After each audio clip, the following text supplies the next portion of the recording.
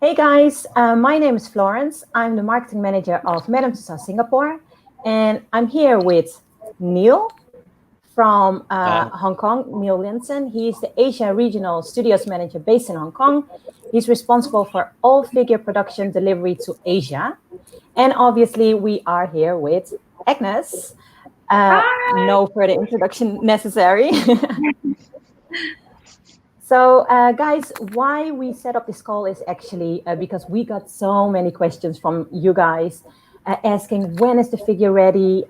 When will her figure be in Madame Tussauds Singapore? When can we see it? And to address all these questions and other things that are just interesting, we thought we set up a call with Agnez herself to have like a behind the scenes sneak peek conversation. First of all, I just want to know, Neil, where are you at right now? I'm in Hong Kong. Okay. In Madame Tussauds Hong Kong also? Yes, I'm in Madame Tussauds Hong Kong, sitting in my office right now. Yep. Okay. Nice and safe and like inside and doing your job there. Yeah, it's a little bit rainy outside, so good to be inside. Definitely. And Agnes, where are you? I'm at my office, which is my home right now.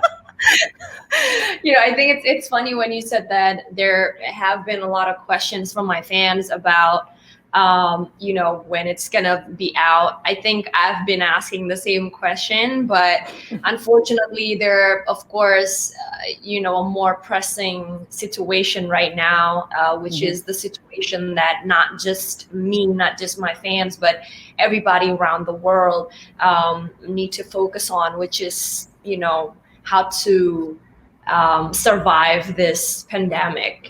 So I think, my fans, even though we're and me, even though we're dying to know when, but I think everybody understands that. Yeah. Postpone some things because of the situation right now. Yeah, definitely. Because I saw like on your Instagram and everything that you are also like at home cooking, learning new things. Yeah, well, I mean, actually, I've always liked cooking. Like even when I was in high school, I took like cooking classes when I was in high school too, as one of like the major. But I think it's called sadis, like, and that's, of course, like that's a new kind of like adventure for the family, but it's actually a family recipe. So it's actually a family recipe that's been, that whenever we go out of the country and whenever we have holiday or whatever, we always try to cook that just to kind of feel at home. And so one day we were like, hey, why don't we just give it to the public and sell it, and it's doing pretty amazing. Oh, that's good.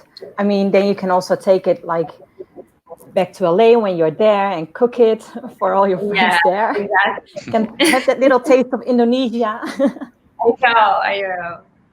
That's definitely, I think, the silver lining about the situation, that you can like spend time with your family and reconnect with others that you haven't seen for so long, maybe, like even if it's only virtual.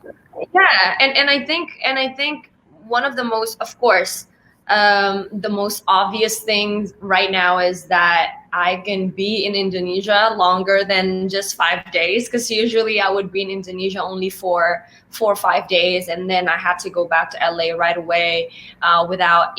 And again, even though I flew back once every month or once every 2 months, but I couldn't really spend time with my family or my friends, because the reason why I flew out here was for work. So I couldn't really, spend time with them and just sit down and talk and whatever. But when I got here, of course, like the travel warnings and everything, and LA was on lockdown. So, of course, my family was worried if I were to go back to LA and then, something were to happen and then they couldn't even visit me or something, And so I think it's better for me and for my family as well, to just stay here in Indonesia. And I didn't realize how much I actually missed my family until I spent more than 5 days, just hang out with them and talk to them. Me and my brother became even closer with our cousins, and it's amazing. Even though, again, of course, the struggle that we're in right now, it affected everything, socially, economically, but I think we also need to focus on the positive things, which is kids get to hang out with the parents, and Yes. we Yeah, for sure. get to hang out with our loved ones, and I want to call it recalibrate our priorities in life. So it's not just about social media. It's not just about your work or your income or whatever, but it's about the people that you get to hang out with and who's there when things get tough. And I think it's a good reminder. Definitely. Well Yeah. said. Yeah.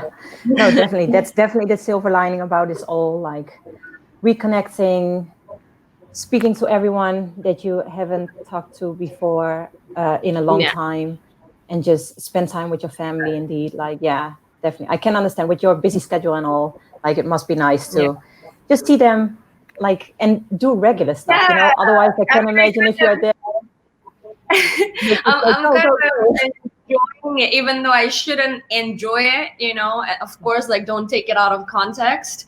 But I am kind of enjoying my time with my family right now. I'm enjoying my time being just here, just present, and everybody don't have to rush to go anywhere or to do anything.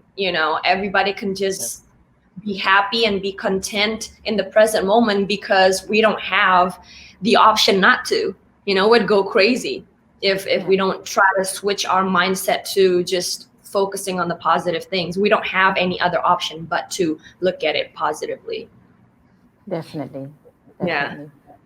Okay, so why we all are here today again is obviously to see what we already can reveal on about the figure, what's the status and everything. So definitely we also want to keep it positive and look forward and see like what we can share, what we are up to, etc. So to just wheel back a bit, in November last year, we did a sitting in LA. I was there with you, and I just want to know from your side, what did you think of the experience? What was the sitting like? I think it was, of course, it was long, but it wasn't as long as I thought it would be. You know what I mean? Okay. It was still okay. Of course, trying to hold your position, you hold your pose for, what was it, like 4 or 5 hours, or was it more? I don't know. Yeah, the total sitting I think took like 5 to 6 hours, but that was also because we created some different looks. Yeah, exactly right. Yeah. But I think the holding the same position for longer than an hour, I think it was already a lot. But it was as long. It wasn't that long though, because I thought it would actually take up the whole day, but it wasn't. So it was really good. And I think also because I managed to pick the right position for it. Because I already thought about it, man, like if I have to hold this pose for longer than like 2 hours, I would rather hold a normal position rather than like, stand or something, So I was pretty clever about that. Like I picked a really just cool with just a little, hint of sassiness, but still normal and just, bearable. Yes, Very smart. well, because one of the fans indeed asked, like, what is your pose of the figure? Can you just showcase it a little bit? Like, yeah, so I think like do you remember? Most of my fans, yeah, of course, that's like imprinted in my mind forever. But I think my fans know every time I do photo shoot. I like it when people see my profile.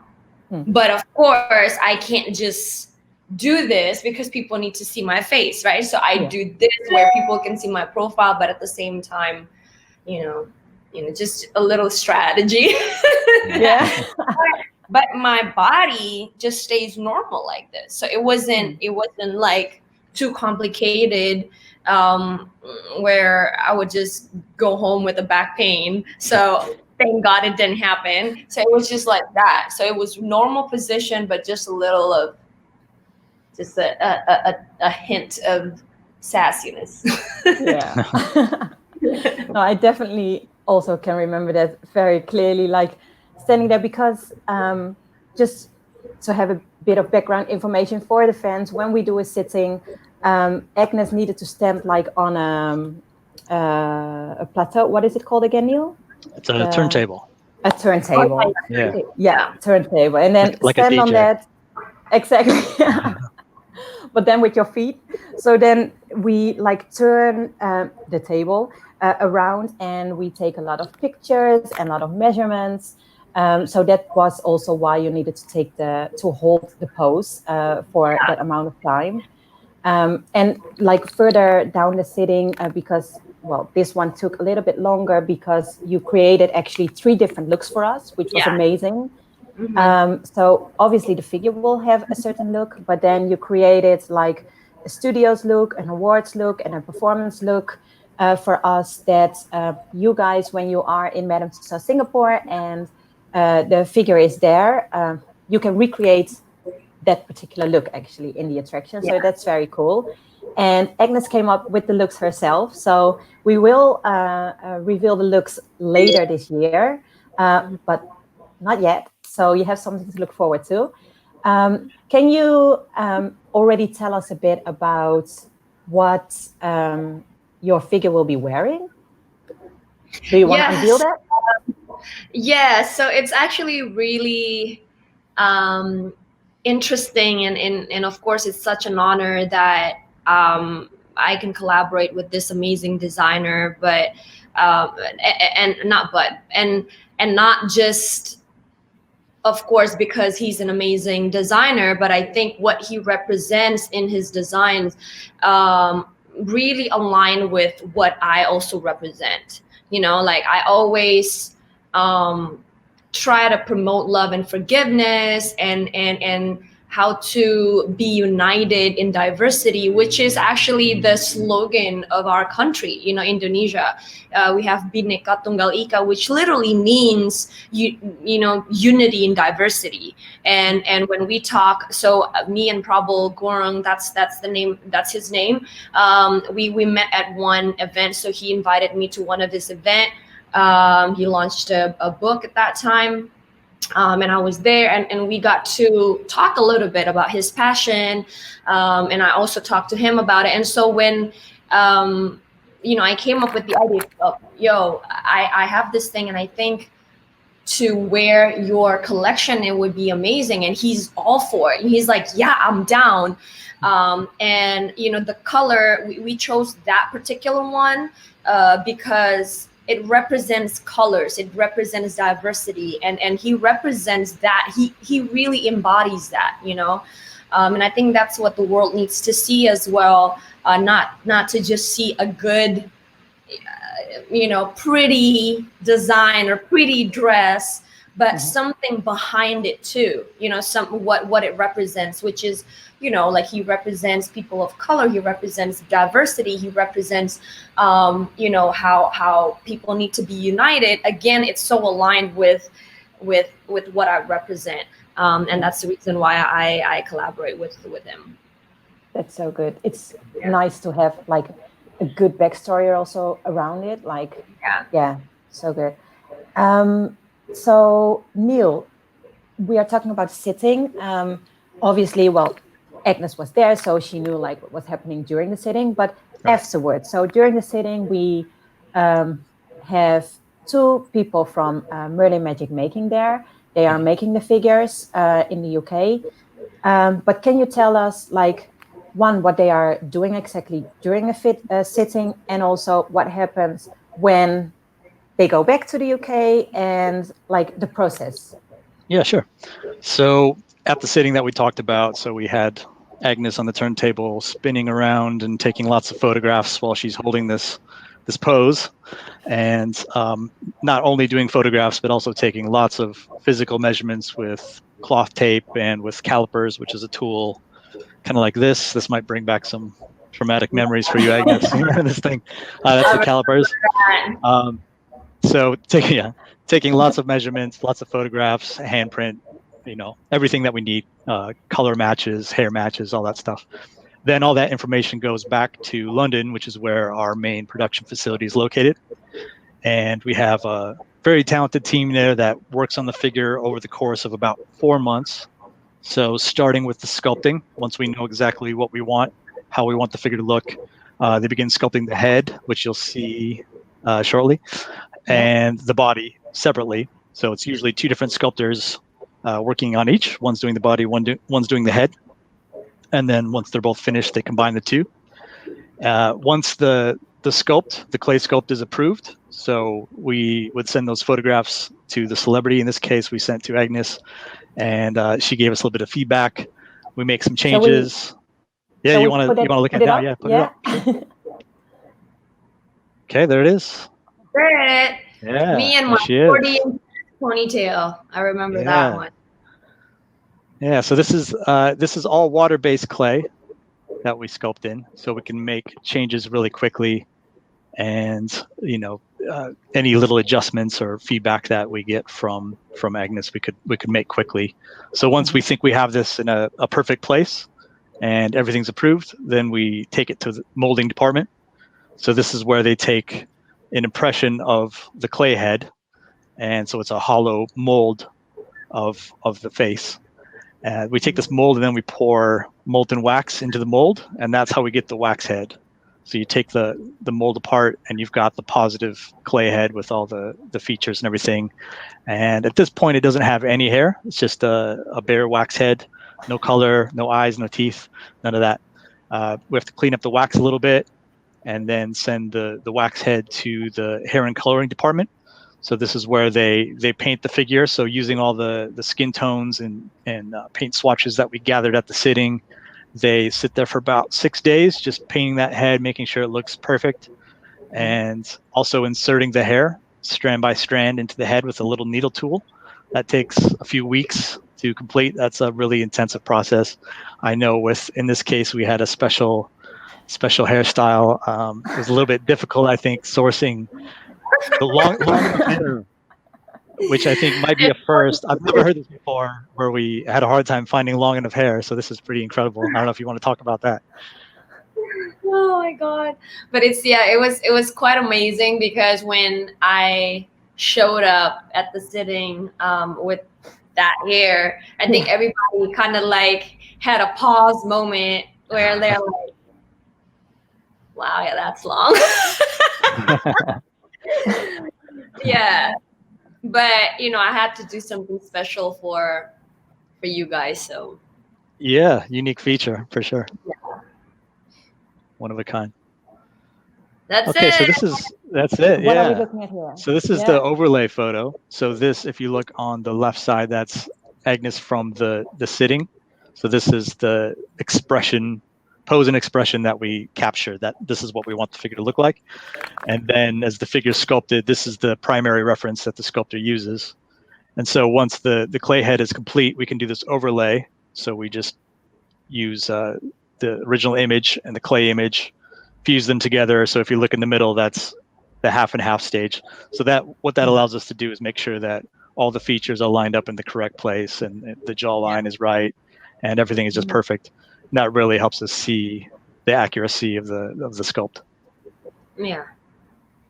When you saw the clay figure, Agnes, what did you think? Because it must be so weird.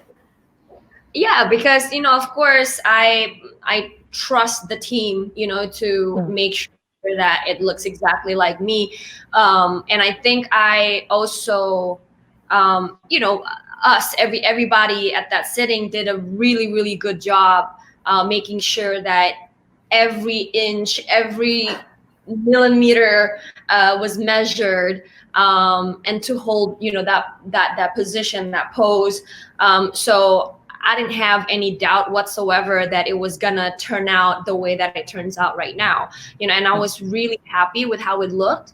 And I look at that.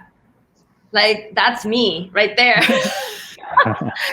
and that's not even with the skin color or the makeup or anything. It was just, again, like people would already know that that's me without the makeup, So I think I didn't really have a lot of notes, but it's amazing. I mean, look at that. Like, again, that's me right there. Yeah, looks good. Yeah. Because Neil, what are the dots on the face? Why do we need that? So we put dots on the face at the sitting with a little makeup tool. So that's for the sculptor, so the reference points. So say we put 2 dots on the high points of the cheekbones. We can use that tool to measure the width of the cheekbones, and then we mark down that distance on a sheet of paper. So then that sheet of paper goes back to our production studio, and the sculptor can use the same tool that they use at the sitting to measure those dots and then hold it up to the clay sculpt. So they know it's exactly the same measurement that it was at the sitting. So it's just really traditional old school way of measuring, and it works really well. Mm-hmm. Mm-hmm. Yeah, we see, because it looks super accurate, I think. Okay, cool. Hey, let me see. So obviously, like, we know the figure will come, luckily, to our attraction in Madame Tussauds, Singapore. So I was just wondering, you've been to Singapore before. Can you share with us, like, a fun memory that you, or just something that you think of, like, when you think of Singapore? Yeah, just a memory, a nice memory that you have. Yeah, I think I remember a lot of things about Singapore. Again, because Singapore is just our neighbor, basically, right? It's only an hour and a half. It's an hour and a half. Yeah, I think an hour and a half flight away from Jakarta. And I remember Singapore was the first country other than Indonesia that I flew to when I was like 7 or 8 years old. So that was kind of like the first country other than Indonesia that I visited. So of course that already gave me a lot of memories. And then I think I remember when I had I had nodule for like 6 months, which is kind of like a singer's injury. So the vocal cord was inflamed and everything, that I had to go to the hospital there, and do a lot of like speech training with of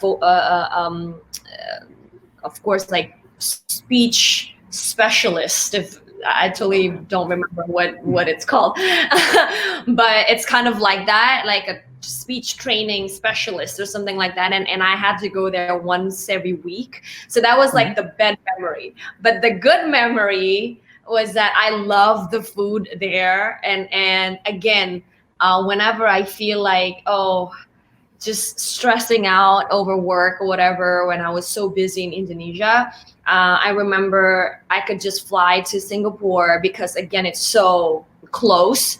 And I already felt like, okay, I'm in another country. So I would just, be there. I remember going to Takashimaya, the Orchard Road. I remember going to, there's like this food court, Newton, if I'm not mistaken. And I always went there to just have dinner with my family. And then what else? I love bakut there. I love fish there. Oh my God. There's so many memories. It's just so many memories there. But yeah, I love it. I love going there. Yeah, so many things to remember, and it makes me hungry. Yeah. Oh, thanks. Me too now. But Craving bakute now.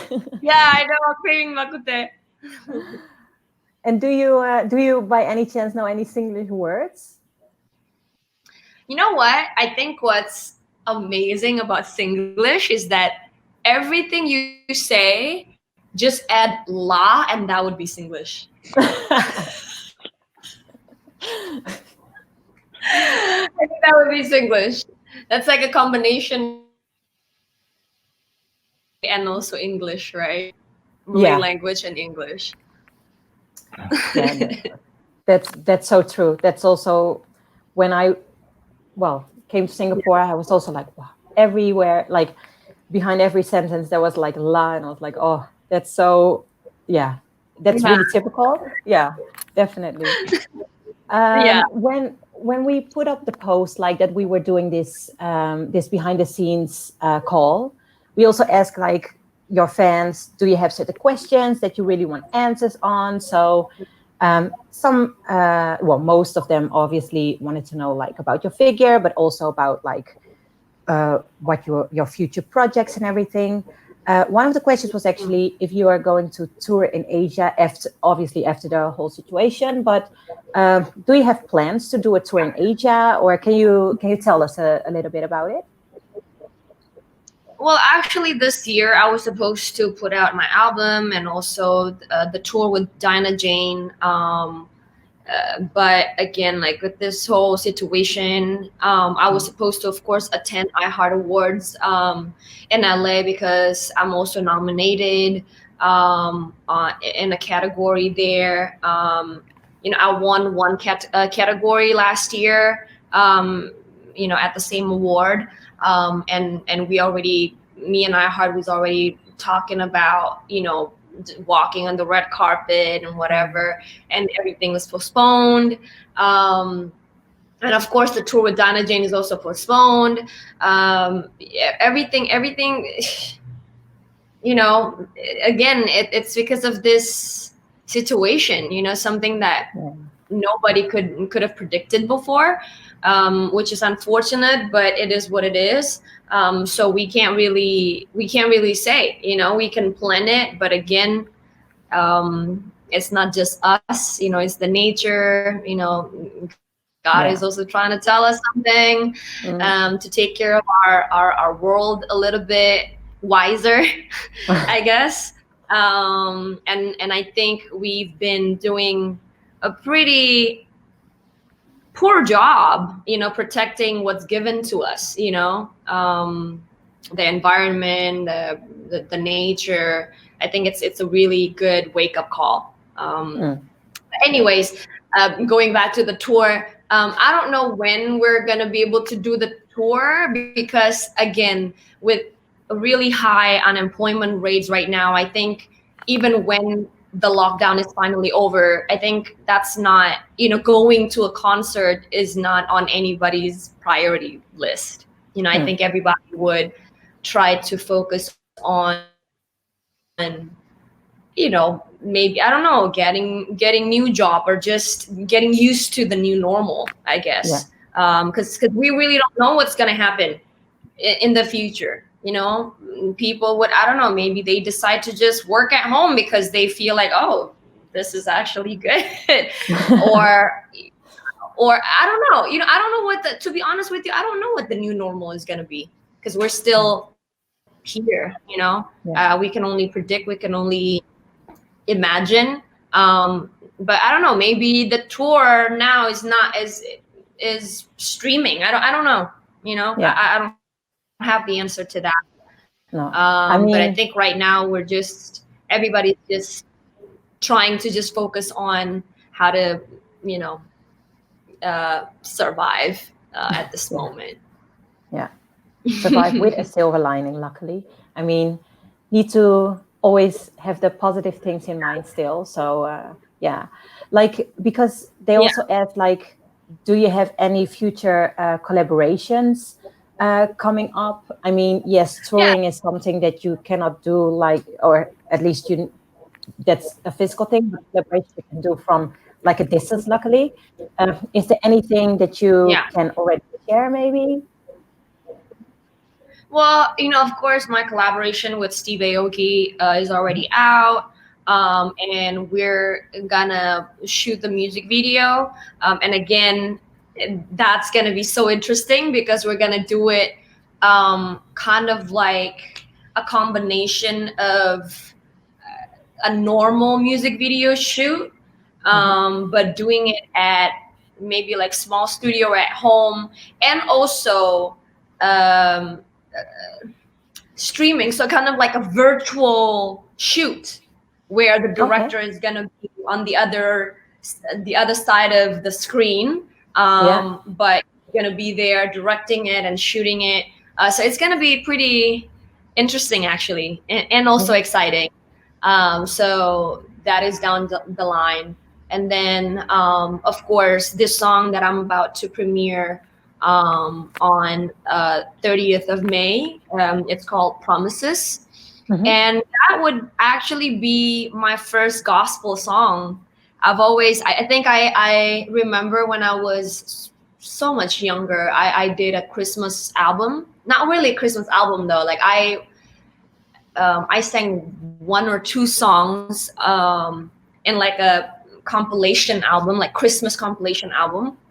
And I've always, like I'm a religious person, so I've always loved to give testimony of how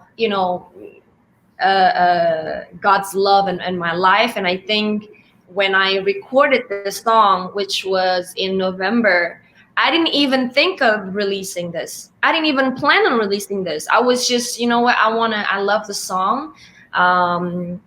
It was beautifully written.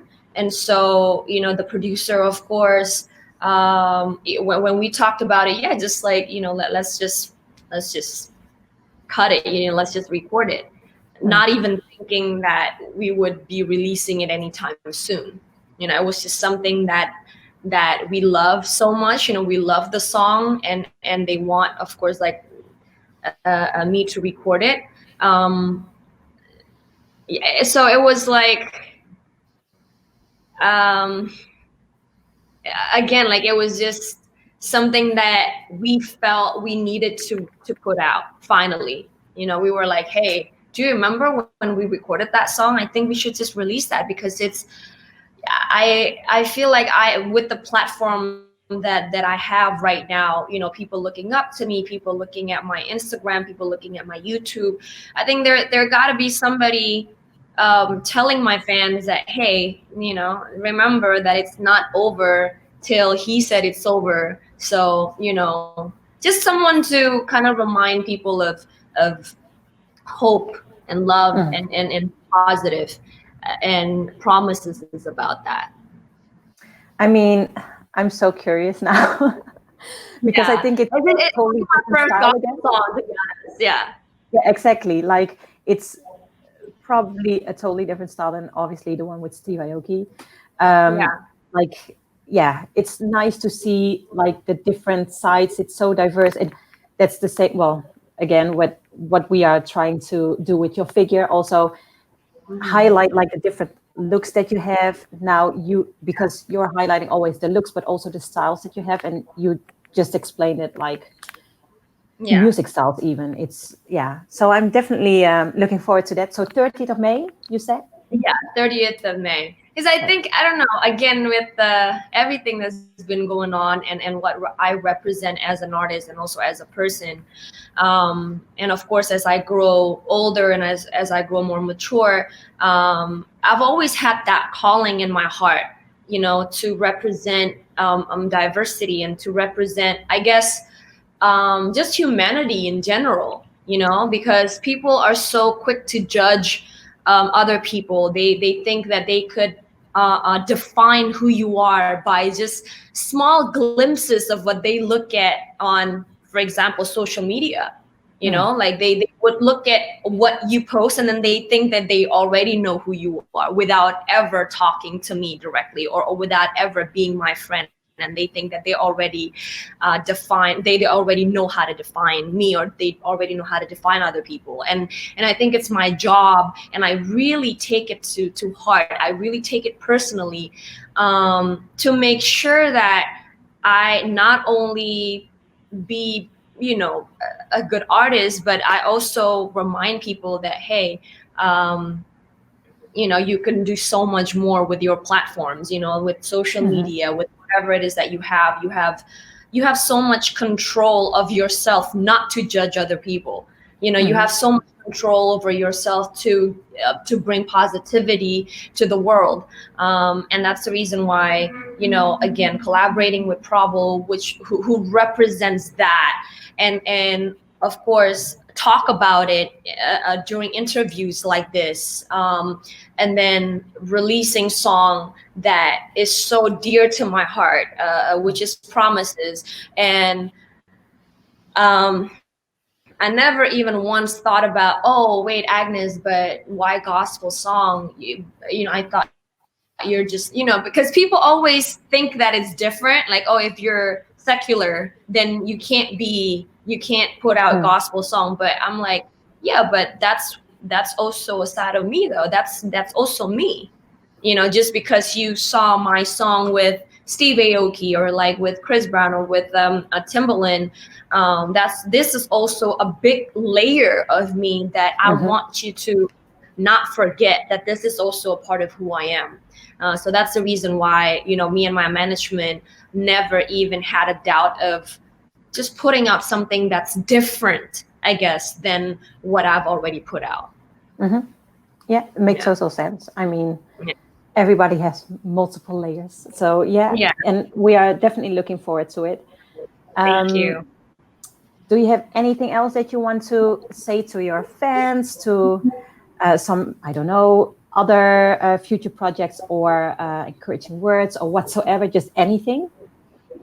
Yeah, I think um, right now it's so, again, like what we said before, it's so easy for us to just focus on the negativity, because whatever we're going through right now is not good. Of course, you know, it makes sense for us to just, oh my god, when is this going to be over? But I think right now, we need to remind each other that we're not alone, and that, you know, we can't give up and we can't give in to these negative thoughts. You know, like we have to always remind each other, hey, yo, like I got you, you know, you got me. We're not here alone. And yeah, I guess that's it. Okay. Well spoken. I know, like, we cannot wait to see your figure, obviously. I But know, I can't wait. I yeah, really want to post a lot, but I know we can't do that. But well, at least I hope we gave like your fans a little bit insights of about like where we are at right now. And I just want to say, like, you guys just follow our social media channels to get all the latest updates. Definitely, if we have more to share, we will let you guys know. Also, Agnes will definitely let you know. So, yeah, I want to thank Neil for joining this call. I want to thank Agnes, obviously, for giving us so much insights. And yeah, hopefully we can update you guys soon. And well, everybody just stay safe and hopefully see you soon. all right. Thank you. Bye. Thanks.